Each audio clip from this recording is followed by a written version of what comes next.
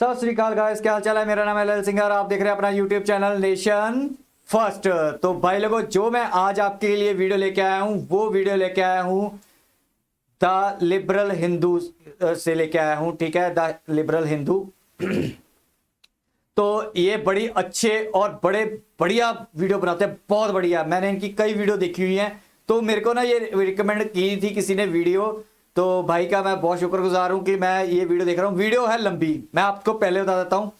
जो भाई मेरे साथ अगर वीडियो आप देखना, अगर आपके पास टाइम खुला निकाल के देखना, और अगर इसमें इसको आप पार्ट में भी देख सकते हो, थोड़ी सी 15-20 मिनट की आप देख ली, आधे घंटे की बाद में देख ली, तो आप ऐसे भी देख सकते हो। लेकिन मैं वन टेक में ही ये वीडियो बनाऊंगा, तभी मजा आएगा। क्योंकि कई लोग फुल वीडियो देखते हैं तो वो इसको ऐसा होता है कि वो पार्ट बना लेते हैं, तो अगला पार्ट वेट करते रहते हैं, वो पीछे वाला स्वाद चले जाता है, फिर अगले वाले का पहले कहानी जोड़नी पड़ती है क्या हुआ था। तो इसलिए मैं वन टेक में बनाता हूं। वो आप आधा आधा करके देख सकते हो अगर टाइम नहीं है। लेकिन अगर आपने वीडियो ये देखनी है तो पूरा भाई पूरा खुला टाइम निकाल के फिर बैठ के आराम से तसल्ली से मेरे साथ बैठ के जरूर देखना। मेरी आप सबसे रिक्वेस्ट है, आपको बड़ा मजा आने वाला है। तो जो वीडियो का टाइटल है operation goodbye RNW's most daring undercover operation in Lahore. ठीक है, तो आपको बड़ा मजा आएगा। देखिए, ये आपको ऐसे लगेगा जैसे आप फिल्म देख रहे हो, और ये एक्चुअली में फिल्म नहीं है। एक्चुअली में ये आप ये कह सकते हो कि ये डॉक्यूमेंट्री टाइप चीज है। ठीक है, तो आपको बड़ा मजा आएगा। मेरे साथ प्लीज, मैं आपसे बार बार रिक्वेस्ट कर रहा हूं, पूरा वीडियो देखना, पूरी देखना, आपको बड़ा मजा आएगा। ट्रस्ट मी, अगर मेरे पे भाई पे यकीन करते हो तो पूरी वीडियो देखना, मजा आने वाला है। तो मैं बड़े ध्यान से सुनूंगा और एंड में अपना थोड़ा बहुत रिएक्शन करेंगे, क्योंकि ऑलरेडी वीडियो काफी लंबी है। मैं आपको पहले बता देता हूं, इनकी खुद की वीडियो 46 मिनट्स की है। ठीक है, तो तकरीबन आप लगा के चलो आपके 50 मिनट्स तो गए आज। ठीक है, तो 50 मिनट्स आज आपको देने पड़ेंगे अपने देश के, अपने उसके जो RNW, जो हमारा देश क्या करता है उसको जानने के लिए। चलिए वीडियो देखते हैं, बड़ा मजा आएगा। So let's start the video.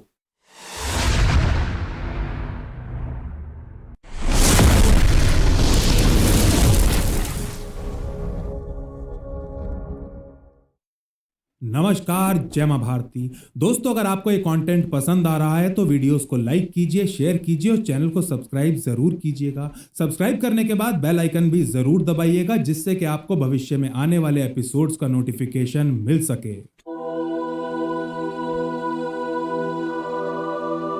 27 नवंबर 2008 की शाम PMO पहुंचे RNW चीफ अशोक चतुर्वेदी बहुत बुरी तरह थक चुके थे। पिछले 36 घंटों में वो एक क्षण के लिए भी नहीं सोए थे। बीती रात इस देश में जो हुआ उसने उनकी ही क्या, हर भारतवासी की नींद उड़ा दी थी।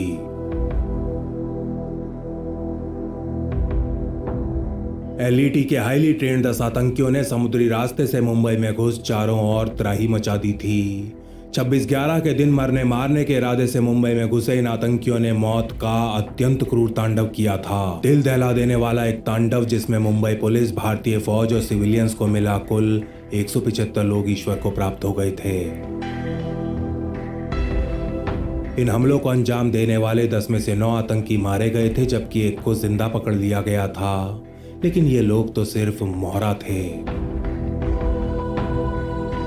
अतिवाद की बिसात पर आतंकवाद के इस खेल को खेलने वाले मास्टरमाइंड्स तो अभी भी आराम से पाकिस्तान में बैठे हुए थे। हजारों मील दूर बैठे इन जिहादी आकाओं द्वारा प्लान किया गया यह अटैक भारत के इतिहास का सबसे बड़ा आतंकी हमला था, और भारतीय एजेंसीज का सबसे बड़ा इंटेलिजेंस फेलियर भी।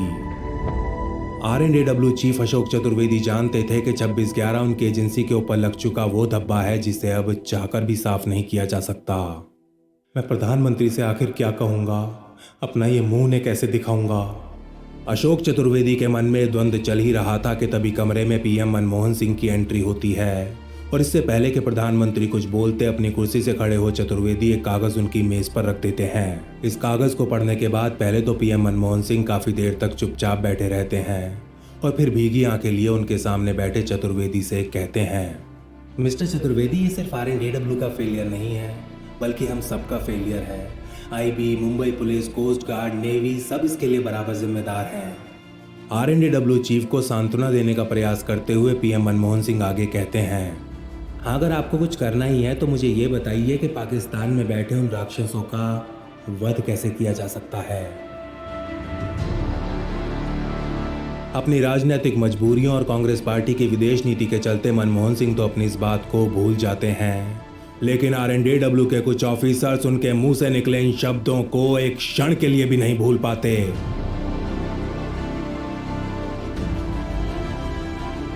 जब 26/11 का मास्टरमाइंड हाफिज सईद खुलेआम पाकिस्तान में रैलियां निकाल रहा था, भारतीय न्यूज चैनल्स पर बैठ भारत सरकार का ही मखौल उड़ा रहा था, जब वो अपनी पार्टी बना चुनाव लड़ रहा था, तब आरएनडेडब्ल्यू के कुछ दबंग एजेंट्स उसे ऊपर भेजने के लिए दिन रात एक मिशन के ऊपर काम कर रहे थे। एक मिशन जो भारतीय फौज को खुली धमकियां देने वाले इस एलईटी सरगना की सलवार गीली करने वाला था। एक मिशन जो हाफिज जैसे आईएसआई के आतंकी गुर्गों को घर के अंदर घुस के मारने का असली मतलब समझाने वाला था। 26/11 का बदला लेने के लिए प्लान किया गया आरएनडेडब्ल्यू का एक मिशन जिसे नाम दिया गया था ऑपरेशन गुड बाय।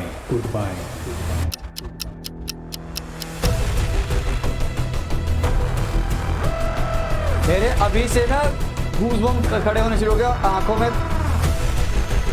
ये फिल्म की तरह नहीं है यार, ये मजा आ रहा है यार, मेरे को खून में जोश आ रहा है। ऐसी चीजें आपको देखनी चाहिए।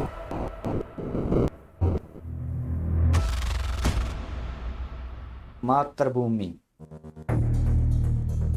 17 जुलाई 2019 के दिन आरएनडेडब्ल्यू हेडक्वार्टर्स में पाकिस्तान डेस्क पर रखा एक कंप्यूटर अचानक बीप करने लगता है। इसकी स्क्रीन पर एक कोडेड मैसेज फ्लैश हो रहा था, मैसेज जिसे लाहौर में एक्टिव आरएनडेडब्ल्यू के एक अंडर कवर एसेट ने भेजा था। इस डेस्क पर बैठा आरएनडेडब्ल्यू एनालिस्ट जैसे इस मैसेज को डिकोड करता है, उसके चेहरे की हवाइयां उड़ जाती हैं और वो तुरंत अपने बॉस के कैबिन की तरफ दौड़ने लगता है। सर, गलत न्यूज चल रही है, वो जेल में नहीं है, अपने घर पर है। हाफिज सईद मोस्ट वांटेड आतंकी, उसे गिरफ्तार कर लिया गया है। मास्टरमाइंड आतंकी हाफिज सईद पाकिस्तान में गिरफ्तार कर लिया गया है। 2611 mastermind Hafiz Saeed. He was arrested from Lahore while he was on Hindustan his का way मोस्ट to वांटेड आतंकी और जमातुल दावा का सरगना हाफिज सईद गिरफ्तार हो गया। हाफिज सईद को लाहौर में आज पूरे दिन देश और दुनिया का हर न्यूज चैनल ये बताने में लगा हुआ था कि पाकिस्तानी अथॉरिटीज ने हाफिज सईद को गिरफ्तार कर लिया है और अब उसे लाहौर की सेंट्रल जेल भेज दिया गया है। लेकिन यह खबर सच्चाई नहीं बल्कि एक छलावा था। हाफिज सईद को गिरफ्तार कर जेल भेजने का यह नाटक पाकिस्तान द्वारा एफएटीएफ और दुनिया की आंखों में धूल झोंकने के लिए किया गया था। एक पाई को मोहताज हो चुके पाकिस्तान के ऊपर एफएटीएफ ने सईद जैसे आतंकियों के ऊपर कार्यवाही करने का बहुत ज्यादा दबाव बनाया हुआ था। पाकिस्तान भी हर कीमत पर एफएटीएफ की ग्रे लिस्ट से बाहर निकलना चाहता था और इसी के चलते पाकिस्तान फौज और आईएसआई के इशारे पर यह सारा स्वांग रचा गया था। अपने एसेट से हाफिज सईद के ऊपर ये इनपुट मिलने के बाद आरएनडेडब्ल्यू का एक ऑफिसर लाहौर में फैले अपने बाकी एसेट्स को भी एक्टिवेट कर देता है।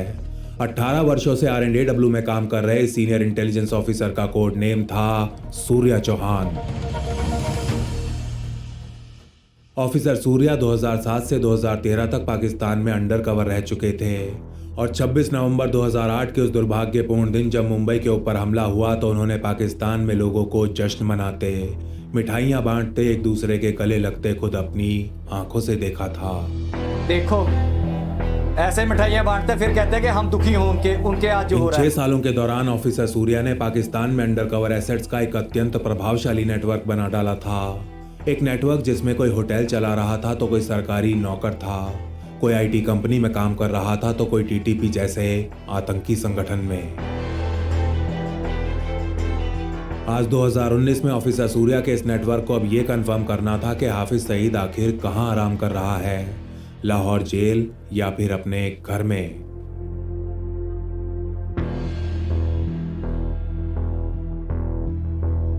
लाहौर के जौहर टाउन के ई ब्लॉक में स्थित एक घर में पिछले एक दिन से टीवी नहीं चल रहा था, लेकिन इससे पहले कि इस घर के लोग डीटीएच कंपनी को कॉल करते, कंपनी वाले खुद ही इनके दरवाजे पर आ पहुंचते हैं। बाजी मैं स्टार टाइम से आया हूं। अरे अच्छा हुआ आप आ गए, मैं तो आपके नंबर पे कॉल करने ही वाली थी। इससे पहले कि डीटीएच कंपनी से आए टेक्नीशियन आगे कुछ और बोल पाता, इस घर में रहने वाली एक औरत उसे घर के अंदर ले जाती है। बेटा क्या बताऊं, कल दोपहर से तुम्हारा टीवी नहीं चल रहा, हम रात भर एक ड्रामा भी नहीं देख पाए। अरे बाजी वो आपके इलाके में कुछ प्रॉब्लम हो गई थी, मैं अभी ठीक कर देता हूँ, आप बस ऊपर जाने का रास्ता बता दें। टेक्नीशियन ये कहता है तो उसे छत की ओर जाने वाली सीढ़ियां दिखा वो औरत अपने काम में व्यस्त हो जाती है। इसके बाद अपने हाथों में एक बैग लिए ये आदमी छत पर चला जाता है और फिर अपने बैग के अंदर से एक छोटा सा कैमरा निकाल तुरंत आस पड़ोस की फोटोज खींचना शुरू कर देता है।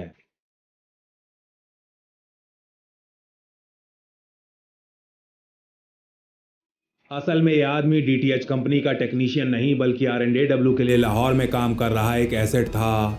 ऑफिसर चौहान द्वारा 3 साल पहले रिक्रूट किए गए इस एजेंट का कोड नेम था बिलाल मिर्जा।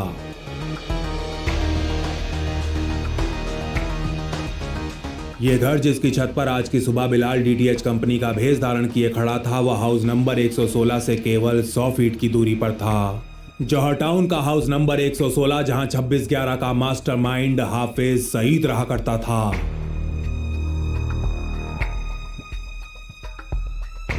हाफिज सईद के घर और आसपास की कई फोटोज लेने के बाद एजेंट बिलाल इस घर के डिश एंटीना में लगे एलएनबीएफ को एक दूसरे एलएनबीएफ से रिप्लेस कर देता है। बाहर से देखने में तो ये दोनों पार्ट्स बिल्कुल एक जैसे थे, लेकिन अगर अंदर की बात करें तो एजेंट बिलाल के एलएनबीएफ में एक अत्यंत शक्तिशाली माइक्रोफोन लगा हुआ था।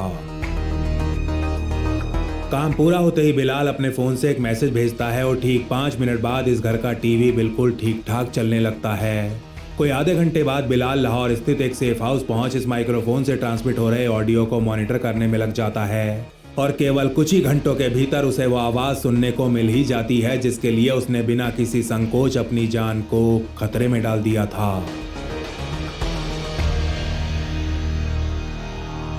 एजेंट बिलाल 99% श्योर थे कि उनको सुनाई दे रही आवाज हाफिज सईद की ही है, लेकिन फिर भी उसके वॉइस सैंपल को टेक्निकल एनालिसिस के लिए आरएनडेडब्ल्यू की इलेक्ट्रॉनिक्स एंड टेक्निकल सर्विसेज यानी कि ईटीएस के पास भेज दिया जाता है। डेटाबेस में मौजूद सईद के अनेकों वॉइस सैंपल से कंपेयर करने के बाद ईटीएस भी ये कंफर्म कर देती है कि एजेंट बिलाल द्वारा भेजी गई फाइल्स में वो आवाज हाफिज सईद की ही है। Sir this is a perfect opportunity. दुनिया की नज़रों में तो वो जेल में है लेकिन साला असलियत में अपने घर में ही रह रहा है। अगर हम उसे उसके घर पे हिट करें तो पाकिस्तान बहुत ही ऑकवर्ड सिचुएशन में आ जाएगा। भारत के एनिमी नंबर 1 हाफिज सईद को ख़त्म करने के लिए ऑफिसर सूर्या ये कहते हैं तो अपनी मेज़ पर पड़ी जौहर टाउन की फ़ोटोज़ को देखते हुए सामंत गोयल उत्तर देते हैं, पर सूर्या ये होगा कैसे? सिक्योरिटी देख रहे हो, इंसान तो छोड़ो किसी चिड़िया को भी घर के आसपास नहीं आने देंगे पाकिस्तानी। सर वो सब मैं हैंडल कर लूँगा, आप बस एक बार हाँ कर दीजिए। तो आप सबको क्या लगता है gentleman, do we have any chance here? आरएनडेडब्ल्यू चीफ यहाँ बैठे दूसरे वरिष्ठ अधिकारियों से पूछते हैं तो उनमें से एक ऑफिसर उत्तर देता है, yes sir we do have a chance, लेकिन सबसे अच्छी बात यह है कि we have nothing to lose here. अगर सईद मारा गया तो पाकिस्तान दुनिया से कहेगा क्या? They will have hard time explaining कि वो जेल की जगह घर में क्या कर रहा था, और अगर बच गया तो वो उसे तुरंत जेल में डाल देंगे। It will be a win win situation for us. I think we should go ahead. अपने बाकी अधिकारियों से विचार विमर्श करने के बाद सामंत गोयल ऑफिसर सूर्या को हाफिज सईद और उसकी गतिविधियों के ऊपर और ज़्यादा इंटेलिजेंस इकट्ठा करने को कहते हैं। Get me something more concrete Surya, मैं सिर्फ एक वॉइस सैंपल लेके पीएम के पास नहीं जा सकता।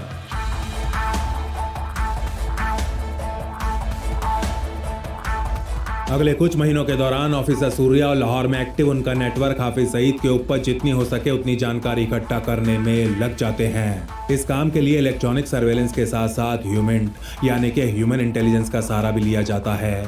हाफिज सईद के घर में दूध दही दाल चावल कहाँ से आते हैं, लाइट खराब हो जाए तो इलेक्ट्रीशियन और पानी में प्रॉब्लम हो तो प्लम्बर कहाँ से बुलाया जाता है, यानी कि हर वो चीज़ जो हाउस नंबर 116 को बाहरी दुनिया से जोड़ रही थी आरएनडेडब्ल्यू का नेटवर्क उसे ट्रैक करने में लग जाता है।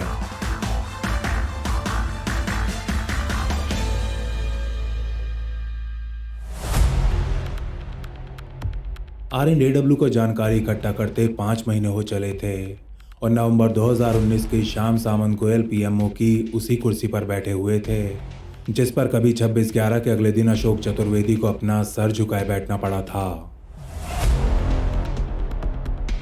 लेकिन इन 11 सालों में बहुत कुछ बदल गया था। भारत अब दुनिया की आंखों में आंखें डालकर बात करने लगा था, थप्पड़ का जवाब मुक्के से देने लगा था।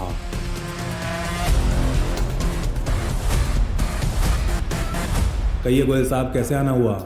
कमरे में प्रवेश करते ही पीएम नरेंद्र मोदी ये कहते हैं तो अपने हाथों में कुछ फाइल्स लिए सामंत गोयल तुरंत खड़े हो जाते हैं। पीएम मोदी के साथ गृह मंत्री अमित शाह, विदेश मंत्री एस जयशंकर और एनएसए अजीत डोवल भी अंदर आ चुके थे। जय हिंद सर, आपसे हाफिज सईद के ऊपर बात करनी थी। गोयल के मुंह से नाम सुनते ही पीएम मोदी के चेहरे से मुस्कुराहट तुरंत गायब हो जाती है। हाँ कहिए, कोई नई अपडेट है क्या? यस सर, हमारे पास पुख्ता सबूत हैं कि हाफिज सईद लाहौर जेल में नहीं बल्कि जौहर टाउन वाले अपने घर में रह रहा है। ये कहते हुए सामंत गोयल प्रधानमंत्री समेत यहाँ मौजूद हर व्यक्ति के सामने एक एक फाइल रख देते हैं। फाइल जिसमें इस बात के दो टूक प्रमाण थे कि कैसे हाफिज सईद को ले पाकिस्तान पूरी दुनिया की आंखों में धूल झोंक रहा है। RNDW चीफ सामंत गोयल तो पहले ही अपना पक्ष रख चुके थे। उनके अनुसार सईद को हिट करने का इससे अच्छा मौका दोबारा कभी नहीं आने वाला था। गृह मंत्री अमित शाह और NS अजीत डोवल भी उनकी बात का पूरा समर्थन कर रहे थे, लेकिन विदेश मंत्री S जयशंकर इस फाइल का कोवर्ट नहीं बल्कि डिप्लोमेटिक प्रयोग करना चाहते थे।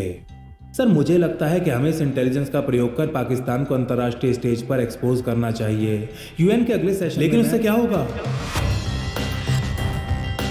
इससे पहले कि जयशंकर अपनी बात पूरी कर पाते अजीत डोवल उन्हें टोक देते हैं। हम अब तक लाखों बार सबूत पूरी दुनिया के सामने रख चुके हैं। ना जाने कितने डॉजिया कितने डॉक्यूमेंट्स UN में जमा करवा चुके हैं। क्या पाकिस्तान ने आज तक एक भी आतंकी को हमारे हवाले किया?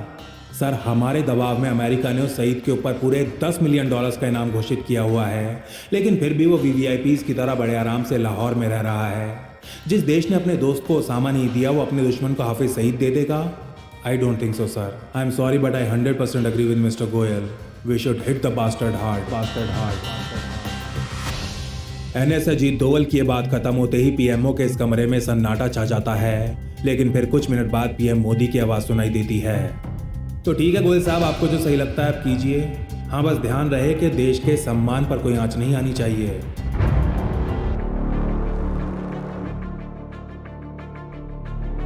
नहीं आएगी sir. Will not leave any fingerprints behind. ये कहते हुए जैसे ही सामंत गोयल खड़े होते हैं PM मोदी की तरफ से उनके लिए एक आखिरी प्रश्न और आ जाता है। अरे गोयल साहब, नाम क्या सोचा इस ऑपरेशन का वो तो बताते जाइए। Sir this mission will be called operation good bye.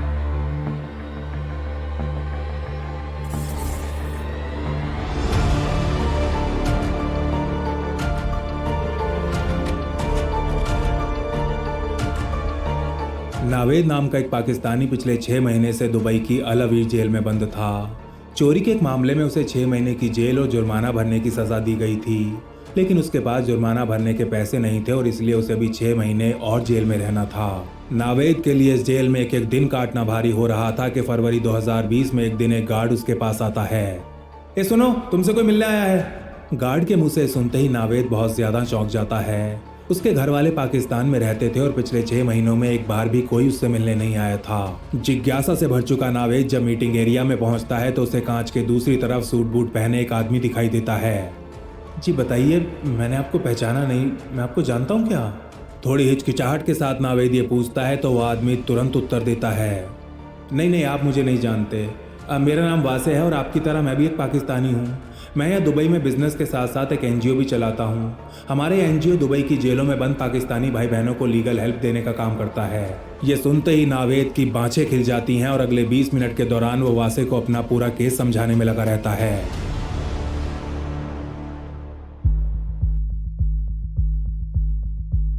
आने वाले दिनों में वासे नावेद के ऊपर लगा जुर्माना कोर्ट में जमा करा बाकी सारी फॉर्मेलिटीज पूरी करने में लग जाता है और 2 हफ्ते बाद जब नावेद जेल से बाहर निकलता है तो अपने सामने सबसे पहले वासे नामक इस आदमी को ही खड़ा पाता है। भाईजान, मुझे तो समझ ही नहीं आ रहा कि मैं आपका शुक्रिया कैसे अदा करूं। अरे तुम्हें कुछ करने की जरूरत नहीं है नावेद, चलो पहले खाना खा लेते हैं, बाकी बातें बाद में होती रहेंगी। इसके बाद ये दोनों एक पाकिस्तानी रेस्टोरेंट चले जाते हैं और महीनों से अच्छे खाने के लिए तरस रहा नावेद खाना आते ही भूखे भेड़िए की तरह टूट पड़ता है। तो अब आगे क्या सोचा है नावेद? देखो भाई, अब यहाँ तो तुम्हारा कुछ नहीं होने वाला। जेल से बाहर आए आदमी को यहाँ दुबई में साला कोई काम नहीं देता। पूरी तरह खाने के स्वाद में डूबा हुआ नावेद वासे की ये बात सुनते ही काफी निराश हो जाता है। अब क्या बताऊं भाईजान, सोच रहा हूँ कि पाकिस्तान ही वापस चला जाऊं, लेकिन उसके लिए भी तो पैसे नहीं है ना मेरे पास। नावेद की मायूसी देख थोड़ी देर तक कुछ सोचने के बाद वासे उसके सामने एक अविश्वसनीय सी लगने वाली ऑफर रख देता है। देखो नावेद, मेरा काम पाकिस्तान में भी बहुत ज़्यादा फैला हुआ है और मैं वैसे भी काफ़ी टाइम से वहाँ एक नया बिजनेस शुरू करने के बारे में सोच रहा हूँ। मैं तुम्हारे पाकिस्तान लौटने का इंतजाम कर दूंगा और तुम्हें अपने नए बिजनेस में 25% की हिस्सेदारी भी दूंगा। एक अनजान आदमी से इस प्रकार की ऑफर सुन नावेद को अपने कानों पर बिल्कुल भी विश्वास नहीं होता। भाईजान, बुरा मत मानना, लेकिन आप मेरे लिए सब क्यों कर रहे हो? यही नावेद भाई, यही हम पाकिस्तानियों की साली यही तो प्रॉब्लम है। हम एक दूसरे की कभी मदद नहीं करते। मेरे पास अल्लाह का दिया सब कुछ है, किसी चीज़ की कमी नहीं है, और अब मैं अपने मजबूर हमवतनों के लिए कुछ करना चाहता हूँ, बस इतनी सी बात है। अगले 15 मिनट तक चली वासे की ये बातें सुन नावेद की आंखों से आंसुओं के झरने बहने लगते हैं। अरे यार, पहले तो तुम ये रोना बंद करो और कोई टेंशन मत लो। अगर कभी ज़रूरत पड़ी तो टाइम आने पर मैं तुम्हें सब कुछ बता दूंगा, ठीक है? वैसे भी कितना और खाओगे यार, चलो जल्दी ख़त्म करो।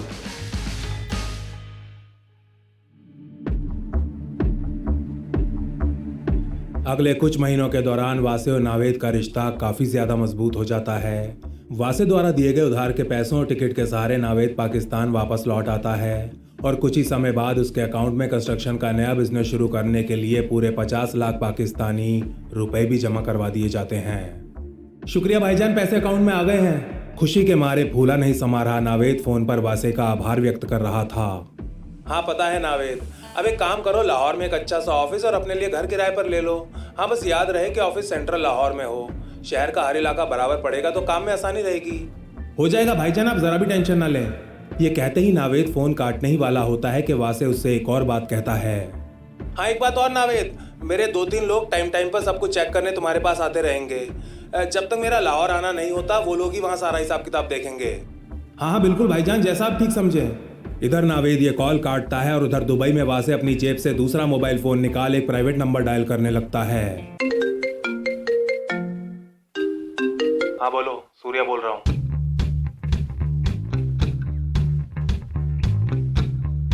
नावेद का ये वासे भाई वास्तव में वासे नहीं था, बल्कि एक भारतीय एजेंट था और पिछले कई वर्षों से दुबई में एक पाकिस्तानी व्यापारी बनकर रह रहा था।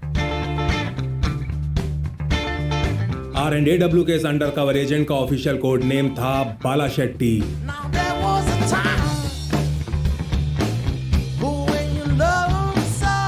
ऑफिसर सूर्या ने एजेंट बाला को ऑपरेशन गुड बाय के लिए खुद अपने हाथों से चुना था।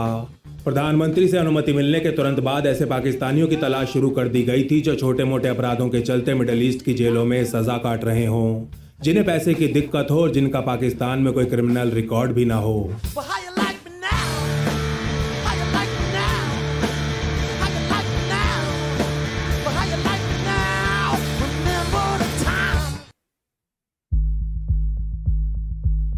सैकड़ों प्रोफाइल्स खंगालने के बाद R&AW ने नावेद को शॉर्टलिस्ट किया था। उसकी फाइल के अनुसार वो गरीब जरूर था लेकिन बहुत ज्यादा कट्टर नहीं। 1947 में उसका परिवार जन्नत की तलाश में यूपी से पाकिस्तान आ गया था। पाकिस्तान जहां इस परिवार को जन्नत तो कभी नहीं मिल पाई, लेकिन एक मुहाजिर का ठप्पा जरूर मिल गया था। इस समय तक नावेद को जरा सा भी अंदाजा नहीं था कि उसका ये मेजॉरिटी बिजनेस पार्टनर असल में पाकिस्तानी नहीं बल्कि R&AW का एक एजेंट है। और यही बात ऑफिसर सूर्या को बताते हुए एजेंट बाला उनसे कहते हैं, सर बिजनेस के पेपर्स तो तैयार हो गए हैं, बस कुछ ही दिनों में वो एक ऑफिस और घर भी किराए पर ले लेगा। दैट्स अमेजिंग बाला, बस याद रहे कि ऑफिस की लोकेशन जौहर टाउन के ही आसपास हो। मैंने उसके कान में बात डाल दी है सर, आई थिंक हो जाएगा। अब नावेद लाहौर में एक अच्छा सा ऑफिस और घर ढूंढना शुरू कर देता है। एजेंट बाला यानी कि अपने वासे भाईजान के कहे अनुसार वो हर लोकेशन का वीडियो बना उन्हें भेज दिया करता था और फिर वो उसे बताते थे कि उस ऑफिस को किराए पर लेना है या नहीं। हफ्तों धक्के खाने के बाद आखिरकार एक दिन डीलर उसे जौहर टाउन में एक मकान दिखा ही देता है। मकान जिसका नंबर था E123 और यह हाफिज सईद के घर से ठीक 90 कदम की दूरी पर था। हर बार की तरह इस बार भी नावेद प्रॉपर्टी के अंदर और बाहर के वीडियोस बना एजेंट बाला को भेज देता है।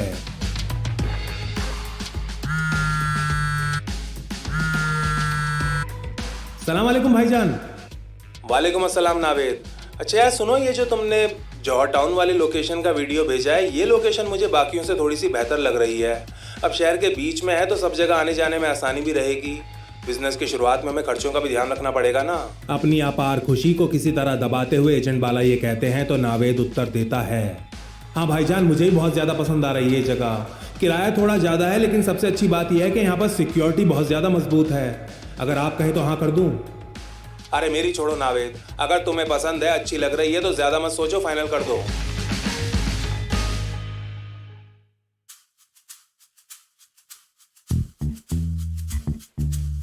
अगस्त की शुरुआत में नावेद अपना नया कंस्ट्रक्शन बिजनेस शुरू कर चुका था। जौहर टाउन में ऑफिस से थोड़ी दूर उसे एक घर भी किराए पर मिल गया था और उसका हिसाब किताब देखने वासे भाई के 3 लोग उसके पास आने लगे थे जो 2-4 दिन के लिए ऑफिस में रुका भी करते थे। लेकिन नावेद को इस बात से कोई परेशानी नहीं थी। उसका अपना खुद का बिजनेस शुरू हो गया था और इस खुशी के सामने उसे कुछ भी दिखाई नहीं दे रहा था।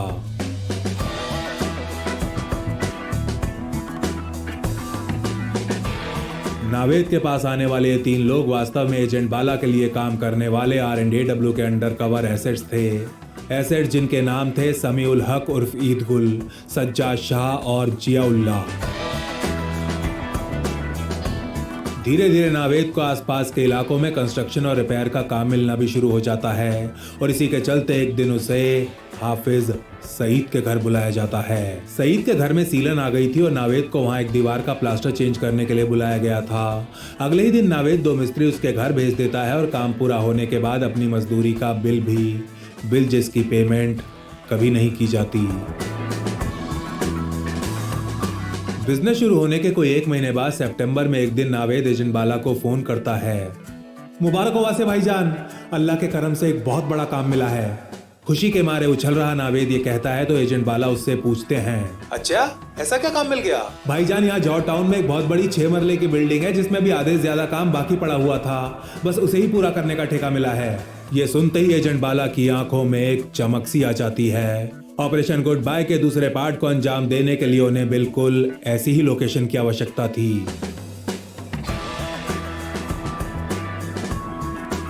अरे वेरी गुड यार नावेद, बस ऐसे ही मेहनत से काम करते रहो, इंशाल्लाह खूब तरक्की करोगे।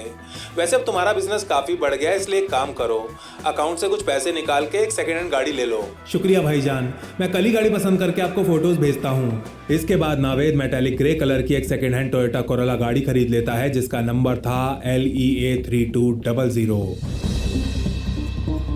अब नावेद अपनी इसी टोयोटा गाड़ी में दिन रात जौहर टाउन के चक्कर काटने लगता है। लाहौर का एक पॉश इलाका जहां हाफिज सईद का घर, उसका ऑफिस, उसके द्वारा बनाया गया एक मदरसा और वो मस्जिद भी बनी हुई थी जहां वो नमाज पढ़ने जाया करता था। कहने का मतलब यह कि हाफिज सईद ने अपनी खुद की दुनिया जौहर टाउन में बसा ली थी और बाहरी दुनिया के लिए वो लाहौर जेल में पड़ा हुआ था। इस समय तक नावेद एजेंट बाला को जौहर टाउन के कई वीडियोस बनाकर भेज चुका था और उनके वो 3 एसेट्स इस कॉलोनी का एक डिटेल्ड मैप भी तैयार कर चुके थे। हाफिज सईद की वजह से यहाँ की सुरक्षा कुछ ज्यादा ही मजबूत थी। कॉलोनी में आने जाने के कुल 4 रास्ते थे जिनमें से 3 ज्यादातर समय बंद रहते थे और यहाँ के लोग आने जाने के लिए केवल एक ही रास्ते का प्रयोग किया करते थे। इसके अलावा इन चारों ही रास्तों पर बैरिकेड्स लगे हुए थे और 24 घंटे पंजाब पुलिस का पहरा भी रहता था। ऑपरेशन गुड बाय अपने फुल स्विंग में चल रहा था और इसी दौरान एक दिन नावेद के पास एजेंट बाला का फोन आता है। हाँ नावेद, सब ठीक? काम कैसे चल रहा है? बहुत बढ़िया भाईजान, बस आपका और अल्लाह का करम है। बहुत बढ़िया भाई नावेद। अच्छा सुनो, पता नहीं कब लेकिन शायद जल्द ही मेरा लाहौर आना होगा, इसलिए काम करो यार, एक गाड़ी और खरीद लो। ये सुनते ही नावेद खुशी के मारे उछलने लगता है। इस समय तक उसके वासे भाईजान उसके लिए एक मसीहा जो बन चुके थे। अरे वाह वासे भाईजान, मजा ही आ जाएगा, और आपके लिए गाड़ी लेनी है तो एकदम बिल्कुल ब्रांड न्यू गाड़ी खरीदेंगे। अरे नहीं नहीं मेरे भाई, ऐसा कुछ मत करना, मैं तुम्हें गराज का एड्रेस भेज रहा हूँ, पहले जो गाड़ी खरीदी थी वहां से बिल्कुल वैसी ही गाड़ी खरीद लो, उसी मॉडल और उसी कलर की। पर ऐसा क्यों भाईजान? एजेंट बाला की ये बात सुन नावेद थोड़ा अचंभे में पड़ गया था। अरे यार नावेद, तुम्हें बिना ब्रांडिंग के बारे में कुछ पता तो है नहीं। अरे कंपनी की सारी गाड़ियां एक जैसी होनी चाहिए। जरा सोचो, जब हमारी कंपनी का लोगो लगी 5-6 एक जैसी गाड़ियां शहर में घूमेंगी तो कुछ अलग ही बात होगी, इसलिए कह रहा हूँ यार। बाकी अगर तुम्हें ज्यादा पता है तो भैया अपनी चला लो।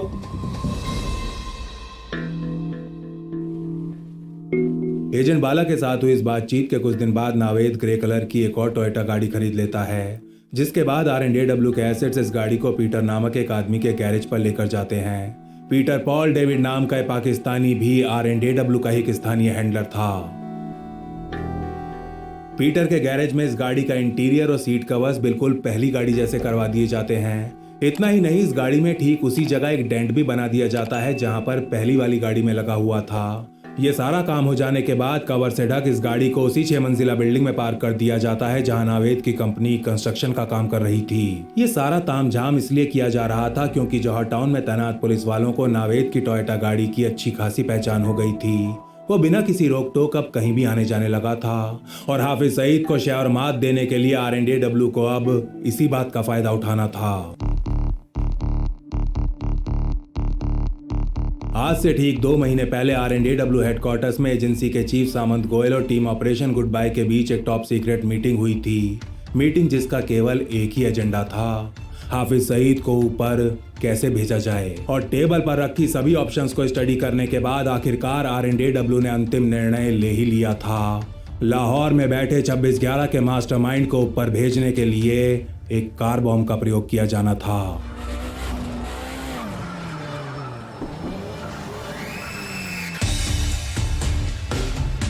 यही कारण था कि आज वर्तमान में एजेंट बाला नावेद को बिल्कुल वैसी ही टोयोटा गाड़ी खरीदने के लिए मना रहे थे जैसी कि उसके पास पहले से थी। अब उस बिल्डिंग में खड़ी इस दूसरी गाड़ी के लिए 300 किलोग्राम विस्फोटक का इंतजाम करना था और पाकिस्तान में ऐसा करना कोई बड़ी बात नहीं थी।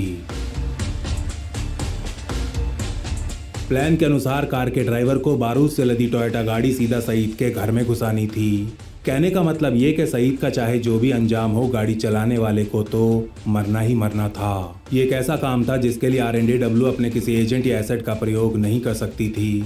इसके लिए उसे एक आत्मघाती हमलावर की आवश्यकता थी और पूरी दुनिया में केवल एक ही जगह ऐसी थी जहां ऐसे लोग थोक के भाव मिला करते थे।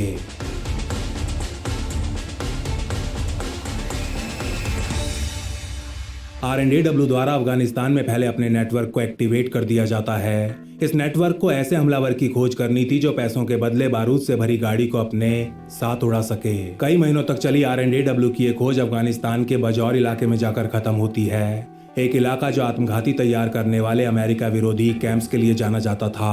R&AW का एक अफगानी एसेट कई मीटिंग्स के बाद यहाँ स्थित एक कैंप के कमांडर से $50,000 में डील फाइनल कर लेता है। एक युवा लड़के को इस कैंप से सीधा लाहौर ले आया जाता है जहां जौहर टाउन में नावेद के घर पर ही रहने लगता है।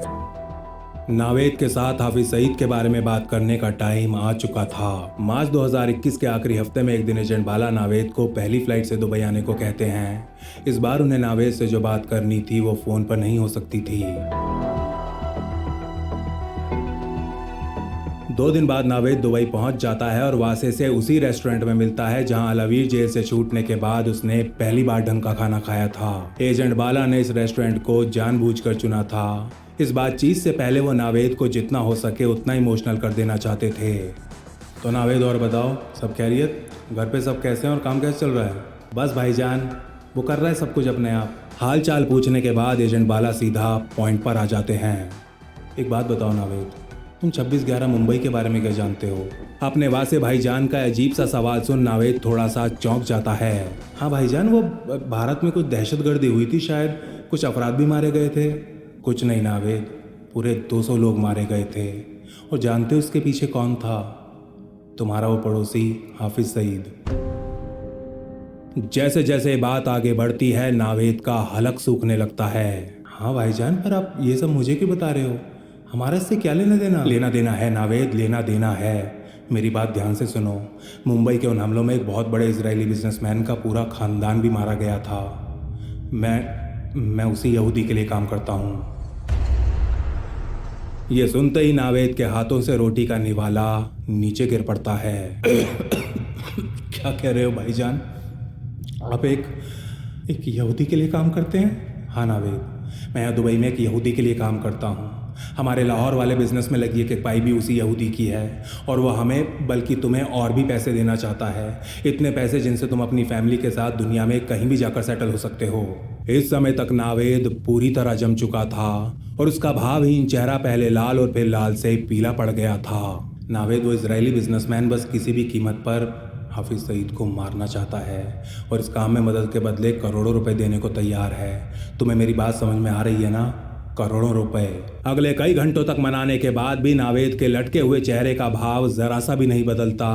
ये देख एजेंट बाला को विश्वास हो जाता है कि वो इस काम के लिए तैयार नहीं होने वाला। इसीलिए खाने का बिल भरने के बाद वो खड़े होते हैं और बाहर जाने के लिए दरवाजे की तरफ मुड़ने लगते हैं। 10 करोड़। इस बार एजेंट बाला के चौंकने की बारी थी।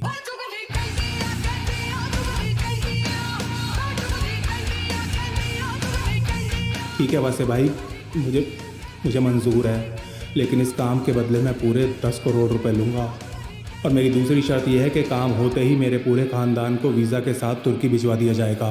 ये कहते हुए नावेद एजेंट बाला की तरफ अपना हाथ बढ़ा देता है और अत्यंत हैरानी से उसका मुंह ताक रहे एजेंट बाला बिना कुछ बोले चुपचाप उससे हाथ मिला लेते हैं।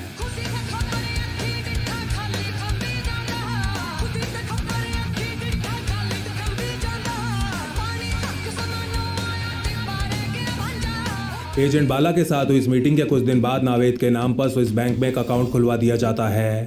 अकाउंट जिसमें दुबई की एक शेल कंपनी का प्रयोग कर पूरे 2 करोड़ पाकिस्तानी रुपए जमा करवा दिए जाते हैं। अब नावेद को ये तो पता था कि उसके साथ रह रहे आदमी हाफिज सईद को ऊपर भेजना चाहते हैं, लेकिन वास्तव में इस प्लान के पीछे कौन है और इसे कैसे अंजाम दिया जाएगा इसके बारे में उसे अभी भी कुछ नहीं पता था। ऑपरेशन गुड बाय बिना किसी बाधा के आगे बढ़ रहा था।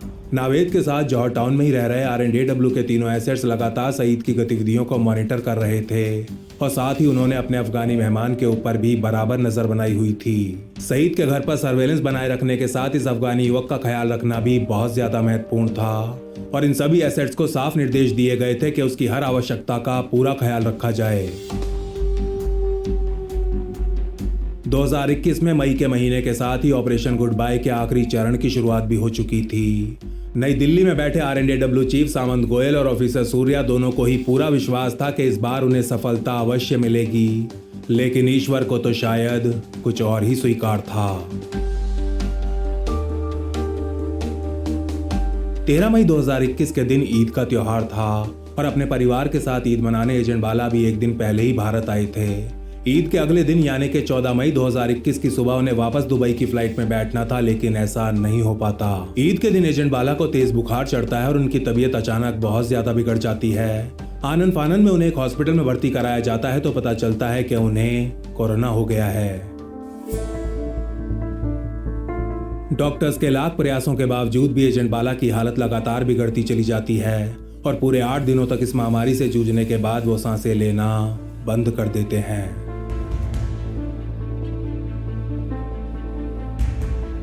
एजेंट बाला के परिवार के साथ साथ ये R&AW और ऑपरेशन गुड बाय के लिए भी एक बहुत बड़ा झटका था। नावेद इस पूरे ऑपरेशन की सबसे महत्वपूर्ण कड़ी था और एजेंट बाला उसके एकमात्र हैंडलर।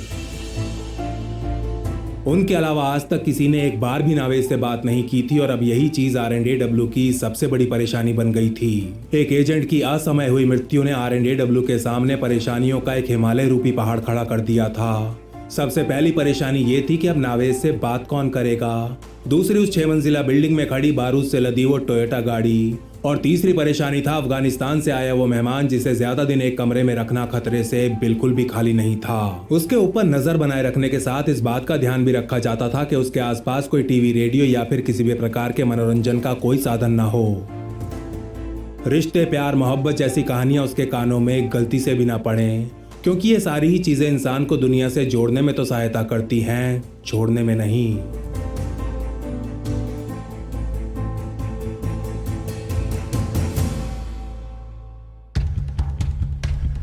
अगले कई दिनों तक सोच विचार और अनेकों प्रोफाइल्स खंगालने के बाद नावेद के लिए एक नया हैंडलर सेलेक्ट कर लिया जाता है। एजेंट बाला की तरह यह हैंडलर भी पिछले कई सालों से दुबई में एक पाकिस्तानी बिजनेसमैन के कवर में काम कर रहा था। दुबई में लोग इसे नदीम हैदर के नाम से जानते थे और इसका ऑफिशियल कोड नेम था अभय मिश्रा। ऑफिसर सूर्या खुद व्यक्तिगत रूप से एजेंट मिश्रा को इस ऑपरेशन के ऊपर ब्रीफ करते हैं। वो नावेद और एजेंट बाला के बीच हुई बातचीत की कॉल रिकॉर्डिंग्स भी उनको सुनवाते हैं, जिससे कि वो नावेद की साइकी और पर्सनैलिटी को बारीकी से समझ सकें। कई दिनों के होमवर्क के बाद आखिर वो दिन आ ही जाता है जब एजेंट मिश्रा को नावेद से पहली बार बात करनी थी। सलाम वालेकुम वासे भाई, क्या हो गया? आखिर हैं कहाँ आप? कितने दिनों से आपका फोन ट्राई कर रहा हूँ मैं। अभय मिश्रा एजेंट बाला के सिम कार्ड से ही नावेद को कॉल कर रहे थे। नावेद, मैं वासे नहीं, उसका पार्टनर नदीम बोल रहा हूँ। वासे भाई अब इस दुनिया में नहीं रहे। ये सुनते ही नावेद के पैरों तले जमीन खिसक जाती है। क्या बात कर रहे हो भाईजान? क्या हो गया? रुंधी हुई आवाज में नावेद ये पूछता है तो एजेंट मिश्रा उसे पूरी बात बता देते हैं। वासे को कोरोना हो गया था नावेद। हम सब ने पूरी कोशिश की, लेकिन अल्लाह पाक को शायद कुछ और ही मंजूर था। एजेंट मिश्रा जानते थे कि इस खबर से नावेद बहुत ज्यादा सख्ते में आ गया होगा, इसीलिए वो पहली बार में उससे और ज्यादा बात नहीं करते, लेकिन रोजाना उसे कॉल जरूर करते रहते हैं और फिर एक दिन मौका देख उससे काम की बात कर ही डालते हैं। नावेद, तुम्हारे और वासे के बीच जो डील हुई थी मैं उसके बारे में जानता हूँ। उसने मुझे सब कुछ बताया हुआ था। इससे पहले कि एजेंट मिश्रा की ये बात पूरी हो पाती, नावेद फटाक से उत्तर देता है। अरे कौन सी डील भाईजान? आप क्या बोल रहे हैं? मेरी कुछ समझ में नहीं आ रहा।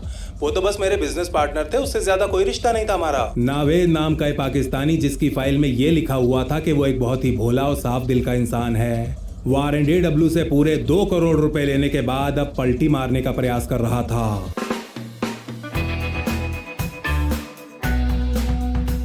तुम्हें क्या लगता है नावेद कि 10 करोड़ की डील वासे अकेले हैंडल कर रहा होगा। इतनी बड़ी डील में उसके आगे पीछे ऊपर नीचे कोई नहीं होगा।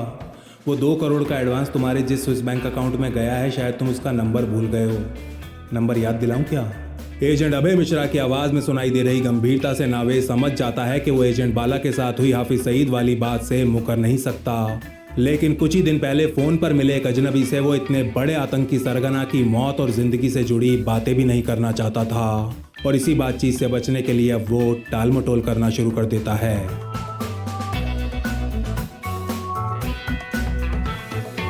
नावेद की इसी टाल मटोल में लगभग 1 महीना निकल जाता है। अब वो ज्यादातर समय एजेंट मिश्रा का फोन उठाता ही नहीं था, और अगर भूले से उठा भी ले तो नानकुर और रोने धोने में ही सारा टाइम निकाल रहा था। एजेंट मिश्रा के साथ साथ नई दिल्ली के धैर्य का घड़ा भी पूरी तरह भर चुका था, और इसी के चलते नावेद के इस नए नवेले हैंडलर से एक दिन बहुत भारी चूक हो जाती है। हाँ नदीम भाई बोलिए। क्या बोलिए नावेद? यार तुम फोन क्यों नहीं उठा रहे हो? सुबह से कितनी बार कॉल कर चुका, कुछ होश है तुम्हें? अरे नाराज क्यों रहे नदीम भाई, खाली थोड़ी ना बैठा हूँ यहाँ। इतना बड़ा काम है यहाँ और 2 ही हाथ है मेरे। सुन बे ओ चूतिए, तू कितना काम करता है ना सब पता है मुझे। तेरे हर पल की खबर आ रही होती है मेरे पास। तू कब सोता है, कब उठता है, कब खाता पीता है, और कब साले अपना फोन देख के हिला रहा होता है। बहन तेरी हर चीज की रिपोर्ट आ रही है मेरे पास। एजेंट अभय मिश्रा के सब्र का बांध टूट चुका था, और अब नावेद को हड़काते हुए गुस्से में वो कुछ ऐसा कहने वाले थे जिसकी वजह से पूरे का पूरा ऑपरेशन खटाई में पड़ने वाला था। सुन बे ओ मादर चूत के बच्चे, अगर तूने हमारा काम नहीं किया ना तो तूने जौहर टाउन के जितने नक्शे, जितने वीडियोस वासे को भेजे थे ना, साले वो सारे के सारे आईएसआई के पास चले जाएंगे। पुलिस नहीं, सीधा आईएसआई के पास। इसलिए आखिरी बार कह रहा हूँ, हरामजादे लाइन पर आजा। एजेंट मिश्रा की इस धमकी का असर तो बहुत ज्यादा होता है, लेकिन ठीक उल्टा नावेद अब इतना ज्यादा घबरा जाता है कि अपने घर से बाहर निकलना ही बंद कर देता है। उसे समझ नहीं आ रहा था कि वो कहां फंस गया है और अब यहां से आखिर निकलेगा कैसे। कई दिनों तक दिन रात सोच विचार करने के बाद वो मदद के लिए अपने एक रिश्तेदार के पास पहुंच जाता है। प्रॉब्लम बस ये थी कि उसका ये रिश्तेदार पंजाब पुलिस में काम करता था।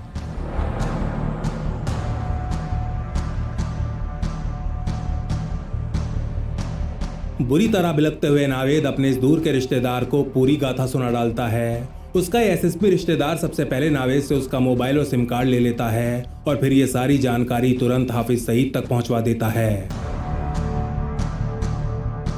लेकिन ताकत के नशे में चूर हाफिज सईद को नावेद की कहानी पर जरा सा भी विश्वास नहीं होता।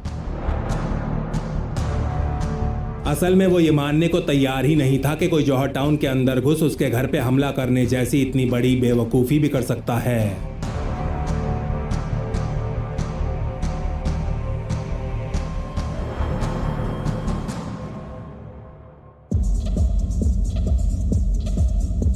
इसके बाद हाफिज सईद के आदेश पर नावेद को जौहर टाउन से बाहर निकाल दिया जाता है। पंजाब पुलिस और आईएसआई उसके घर और ऑफिस पर रेड्स भी मारती हैं, लेकिन वहां उन्हें कुछ नहीं मिलता। असल में आखिरी कॉल के बाद जब एजेंट मिश्रा का गुस्सा थोड़ा शांत हुआ तो उन्हें आभास हो गया था कि उनसे कितनी बड़ी गलती हो गई है। इसीलिए उनके कहने पर R&AW के तीनों पाकिस्तानी एसेट ज्यादातर सबूत मिटाने के बाद अपने अफगानी मेहमान को ले यहाँ से गायब हो गए थे।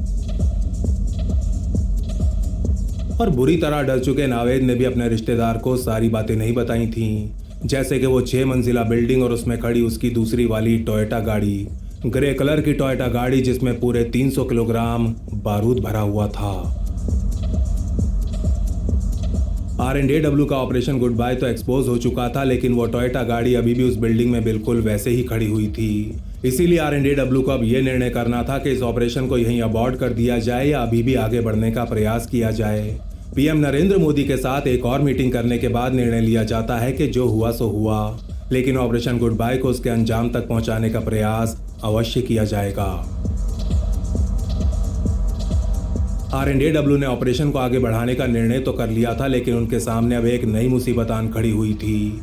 नावेद के खुलासे के बाद सईद के घर के चारों तरफ सुरक्षा और ज्यादा कड़ी कर दी गई थी। पहले तो केवल उसके मेन गेट के बाहर बस कुछ पुलिस वाले ही पहरा दिया करते थे, लेकिन अब मेन गेट से 30 मीटर पहले एक बैरिकेड भी लगा दिया गया था, और किसी भी गाड़ी के लिए इस बैरिकेड से आगे बढ़ पाना कतई संभव नहीं था। नई दिल्ली में निर्णय किया जाता है कि उस टोयोटा गाड़ी को इस बैरिकेड से ही टकरा दिया जाएगा।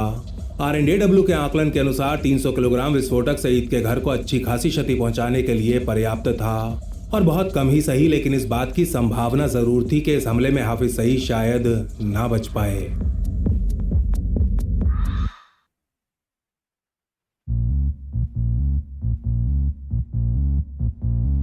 दिन था 23 जुलाई 2021 और समय सुबह के ठीक 10:45। वो अफगानी युवक बिल्डिंग में खड़ी टोयोटा कोरोला का कवर उतारता है और गाड़ी को स्टार्ट कर सईद के घर की दिशा में ड्राइव करने लगता है। RNAW द्वारा सुबह का टाइम इसलिए चुना गया था क्योंकि इस समय सईद के घर के बाहर गली में बहुत ही कम लोग हुआ करते थे और नई दिल्ली का इस कॉलोनी के सिविलियंस को नुकसान पहुंचाने का कोई इरादा नहीं था। सुबह के ठीक 11 बजे वो टोयोटा गाड़ी सईद के घर के बाहर बनाए गए चेक पॉइंट की तरफ बढ़ती हुई दिखाई पड़ती है और इससे पहले कि यहाँ मौजूद पुलिस वाले कुछ समझ पाते 35 किलोमीटर प्रति घंटा की रफ्तार से उनकी तरफ आ रही ये गाड़ी बैरिकेड से टकरा जाती है।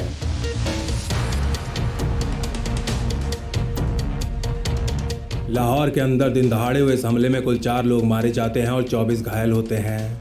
जौहर टाउन के हाउस नंबर E116 को अच्छी खासी क्षति पहुंचती है, लेकिन इस घर का मालिक हाफिज सईद किसी तरह बच जाता है। हमले के बाद मिली इंटेलिजेंस के अनुसार धमाके के समय हाफिज सईद अपने बेडरूम में बैठा चाय पी रहा था और धमाका होते ही वो बहुत ज्यादा डर गया था। अगले कई घंटों तक वो बुरी तरह सदमे में था और अपने सिक्योरिटी गार्ड के सीधे से प्रश्नों के उत्तर देने में भी उसे काफी परेशानी हो रही थी। LET और JUD का आतंकी सरगना हाफिज सईद, जो भारत में धमाके करवा अब तक ना जाने कितनी मासूम जानों को लील चुका था, आज केवल एक धमाके से उस हाफिज सईद की जान उसके हलक में अटक गई थी। आज उसके अपने घर के कुछ शीशे टूटे तो डर के मारे उसकी सलवार गीली हो गई थी। इस हमले के बाद जल्दी समी उलग, सज्जाद शाह और जियाउल्लाह को ढूंढ लिया जाता है। लाहौर से फ्लाइट पकड़ कराची जाने का प्रयास करते समय पीटर को भी पंजाब पुलिस गिरफ्तार कर लेती है और 13 जनवरी 2022 के दिन पंजाब की एक अदालत द्वारा इन चारों को ही मृत्यु दंड सुना दिया जाता है। अपना उद्देश्य पूरा ना कर पाने के कारण कुछ लोग ऑपरेशन गुड बाय को एक फेलियर जरूर कह सकते हैं, लेकिन वास्तविकता यह है कि इस ऑपरेशन ने ISI और हाफिज सईद के मन में अंदर तक खौफ भरने का काम किया है। वो हाफिज सईद जो खुद को एक अनटचेबल मानता था, जिसे इस बात का अपार घमंड था कि उसकी मर्जी के बिना एक चिड़िया भी उसके घर पे पर नहीं मार सकती। ऑपरेशन गुड बाय के बाद वह हाफिज सईद डर के मारे थर-थर कांप रहा था।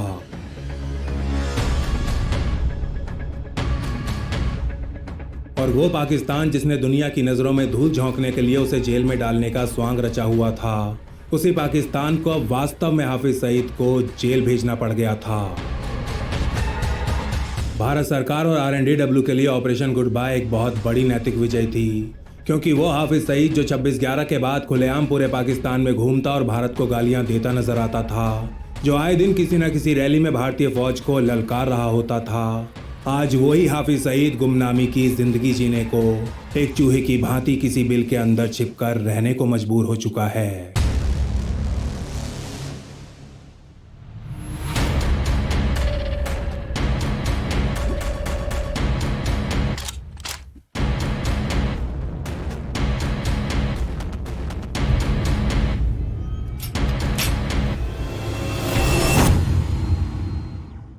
चलिए दोस्तों, तो यहाँ हो गई ये सारी जो हमने डॉक्यूमेंट्री कह सकते हैं इसको। तो वैसे डॉक्यूमेंट्री और चीज़ होती है, लेकिन इसको हम फिल्म भी नहीं बोल सकते, डॉक्यूमेंट्री भी नहीं बोल सकते, बीच की चीज़ है। देखो भाई, जो चीज़ हमें नहीं पता होता कि RNAW जो रॉ है वो क्या ऑपरेशन कर रही है, इवन हमें IB का भी नहीं पता होता, क्योंकि वो एजेंसी क्या जो सीक्रेट हो और उसके सीक्रेट खुल जाएं। लेकिन जब ऑपरेशन हो जाते हैं, जब उसके बाद होते हैं, तो ये रिवील हो जाते हैं। अब जो ये भाई हैं, इन्होंने जैसे भी इसकी जो भी इसके जो इकट्ठे किए हुए हैं सारा कुछ, तो कोई रिसर्च के ऊपर जहाँ किसी आगे किसी RNAW वाले ने जहाँ कुछ ना कुछ इन्होंने इकट्ठे करके इसको एक उसमें स्टोरी में कन्वर्ट करने की कोशिश की है। बहुत अच्छा किया है। मैं ये तो नहीं कहूँगा कि ये ऐसा ही हुआ होगा 100%, मैं ये भी नहीं कहूँगा कि ऐसा नहीं भी हुआ। रीज़न मैं ये बताता हूँ क्यों कह रहा हूँ मैं। रीज़न ये है कि अगर इसमें दम ना हो चीज़ में, तो हमारे यहाँ पे इंडिया में बहुत सारे लोग हैं, RNAW के भी हैं, IB के भी होंगे, वो इनसे क्वेश्चन कर सकते हैं कि ये तुमने गलत किया या ये तुम्हारा गलत है चीज़, इसमें ये फैक्ट कम है या इसमें ये झूठ है, ठीक है। तो वो चीज़ हो जाएगी, क्योंकि ये मेरे ख्याल से 2 महीने पुरानी वीडियो है, बनाई हुई है।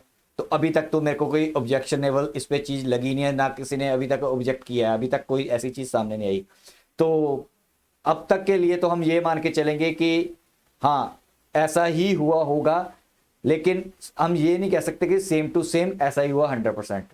कुछ चीज़ें बीच में होंगी जो थोड़ी बहुत इधर उधर होंगी, लेकिन इससे एक बात साबित होती है, इससे एक बात तो हम कह सकते हैं जो साबित हो सकती है कि पाकिस्तान सच में रोते हैं कि ये रॉ ने करवाया था। ठीक है, क्योंकि देखो कोई भी एजेंसी फुद्दू नहीं होती, चाहे हम वो कहते रहते हैं हम नंबर 1 है, वो तो खैर है नहीं, लेकिन वो इतने भी फुद्दू नहीं होते, उनको पता चल जाता है। जो ये एंड में आपने देखा कि 3 बंदों को, वो हमारे ही बंदे थे, एसेट्स थे जिनको मारा गया, तो उनसे इंफॉर्मेशन ली जाती है, चाहे उनके पास सबूत ना मिला हो, उन्होंने ऐसे ही बोल दिया हो कि हाँ था, ऐसा हुआ था, तो उससे उनको पता चल जाता है। लेकिन पाकिस्तानी के जो एजेंसीज हैं या पाकिस्तानी हैं, ये साबित नहीं कर पा रहे, क्योंकि अगर आपको किसी को करना होता है ना, गुनहगार ठहराना होता है, तो उसके लिए सबूत देना पड़ता है, तो वो दे नहीं पा रहे। ठीक है, तो इसमें हम ये कह सकते हैं कि हमारे जो कोरोना से भाई के अनचाही एक कोरोना की वजह से वीर गति को प्राप्त हो गई, जहाँ कुछ भी कह लो डेथ होगी, अगर वो ना होता तो ना वो बैरिकेड लगते, ना वो ऑपरेशन का कुछ आगे बढ़ता, वो सेम डे जो भी सोचा हुआ था उस दिन वो हाफिज सईद के घर के आगे जाके भी फट सकता था बंदा। ठीक है, तो इसमें देखो एक छोटी सी चीज, चाहे वो आप कह लो हमारा बैड लक था कि वो नहीं रहे। ठीक है, अब इसमें जो उन्होंने नाम बताए हैं, ये तो 100% श्योर है कि वो नाम ओरिजिनल नहीं थे, बाकी नाम ओरिजिनल हो सकते हैं, लेकिन जो करैक्टर दिखाया गया, जहाँ शक्ल दिखाई गई, जहाँ उसका किया गया, वो ओरिजिनल नहीं थे। लेकिन इसमें यह है कि उन बंदों ने शहादत दी है अपनी। ठीक है, तो हमें पता भी नहीं होता, इनको कहते हैं कि अननोन, जो हमारे देश के लिए काम करते हैं, जिनका एक गुमनामी में ही जिंदगी बीती है और सारी उम्र वो गुमनामी की राह पे जिस दिन शहीद हो जाते हैं, तो लोगों को पता भी नहीं होता कि वो कौन बंदे थे, ना उनको उसका क्रेडिट दिया जाता है। समझे मेरी बात? तो ऐसे बंदे हमारे बहुत है यहाँ पे, जो इस R&D के लिए, रॉ के लिए या IB के लिए ऐसे काम करते हैं, जो मिशन हिडन होते हैं। इसका हम उनका देखो, फौज में जैसे होता है ना, फौज में शहीद होता है तो हम बता सकते हैं, लेकिन जो ऐसी शहादतें होती हैं, अंडर कवर शहादतें होती हैं, वो बंदे ना बता सकते हैं, ना गवर्नमेंट बता सकती है, ना हम बता सकते हैं, ना उसका कुछ कर सकते हैं। तो मैं सोचता हूँ कि ये ज़्यादा हैं जो बंदे, मतलब लोगों को होता है ना कि मेरा नाम बने, यार मैं शहीद हो गया तो मेरी फ़ोटो लगे, मुझे ये मिले, मेडल मिले। इन बंदों को तो अब मेडल भी नहीं मिलता। तो ये बंदों के मैं सल्यूट, दिल से सल्यूट करता हूँ। फौज को भी मैं दिल से सल्यूट करता हूँ, जो देश के लिए मर मिटते हैं। लेकिन इन बंदों को तो नाम भी नहीं मिलता, इनको असली नाम भी नहीं मिलता कि हाँ ये इस बंदे ने ये काम किया। ठीक है, चलो बाकी आपकी क्या विचार है, मैं एक वीडियो और लेके आऊँगा, क्योंकि मेरे को इनकी वीडियो देखनी अच्छी लगती है। तो भाई ने मेरे को बोला कि यार वीडियो बना दो, तो मैंने बना दिया। काफ़ी लंबी वीडियो थी, आई होप, मेरे को पता है जिन्होंने अब मेरे साथ अब तक साथ दिया, मैं दिल से शुक्रगुजार हूँ उनका। क्योंकि जो बंदे ना पूरी देखते हैं वीडियो, ठीक है, जहाँ मेरे साथ मिलके देखते हैं, मुझे एहसास होता है कि हाँ यार ये दिल से प्यार करते हैं हिंदुस्तान को और हिंदुस्तानी भाई को, अपने नेशन फर्स्ट को। तो जिन्होंने एंड तक वीडियो देखी, मैं उनका बहुत दिल से, जिन्होंने थोड़ी बहुत भी देखी उनका भी दिल से है। लेकिन आपको ऐसी चीज़ें देखनी चाहिए, सच क्या है जब कैसे है। ठीक है, मैं इसको ये नहीं प्रमोट करता कि आप 100% ये चीज़ें हैं, लेकिन कुछ तो सच्चाई होती है। ऐसा नहीं होता कि सारी की सारी फेक होती है चीज़, कुछ तो सच्चाई है। कुछ इन भाई ने इतनी मेहनत की होगी, पता नहीं कितनी रिसर्च की होगी, कितना जोर लगाया होगा, कितने लोगों से पूछा होगा, इंटरनल बंदों से पूछा होगा, कईयों से पूछा होगा, तो उसका एक मिक्सचर बना के छोड़ा है। ठीक है, वो आपके लिए, आपको ये है। हम फिल्में भी देखते हैं, वो सारी फेक होती हैं, जैसे ये रॉ पे बना दी फिल्म, ये बना दी, वो बना दी, सब गपोड़ होती हैं। ठीक है, ये जो डॉक्यूमेंट्री, एक डॉक्यूमेंट्री पर्टिकुलर होती है, वो 90-95% सही होती है जो डॉक्यूमेंट्री होती है। अब मैं इसको डॉक्यूमेंट्री भी प्रॉपर नहीं कर सकता, मैं इसको फिल्म भी नहीं बोलूँगा। ठीक है, ये फिक्शन भी नहीं है, ये रियलिटी भी नहीं है, ये इसके बीच में आ जाती है। डॉक्यूमेंट्री एक रियलिटी में आ जाती है, तकरीबन 95% या 90% तो पक्का ही आती है। ठीक है, क्योंकि उसमें डॉक्यूमेंट्री प्रूफ्स होते हैं, सारा कुछ होते हैं। तो बाकी आप मेरे को बताना कमेंट में कि आपको कैसा लगा मेरा रिएक्शन, कैसे मेरे विचार लगे, या कैसे आपको ये डॉक्यूमेंट्री लगी। तो मैं एक वीडियो और लेके आऊँगा, मेरे को आप सजेशन करते रहना कि मैं ये अपना जो द लिबरल हिंदू हैं इस भाई की और वीडियो पे रिएक्ट करूँगा। आपको कैसी वीडियो लगी, अगर अच्छी लगी तो मैं जरूर करूँगा। तो काफ़ी लंबा टाइम हो गया, ज़्यादा टाइम हो गया, 1 घंटा हो गया ऑलमोस्ट। अच्छा था, तो यहाँ तक थी वीडियो। मिलेंगे नेक्स्ट वीडियो में, तब तक के लिए जय हिंद।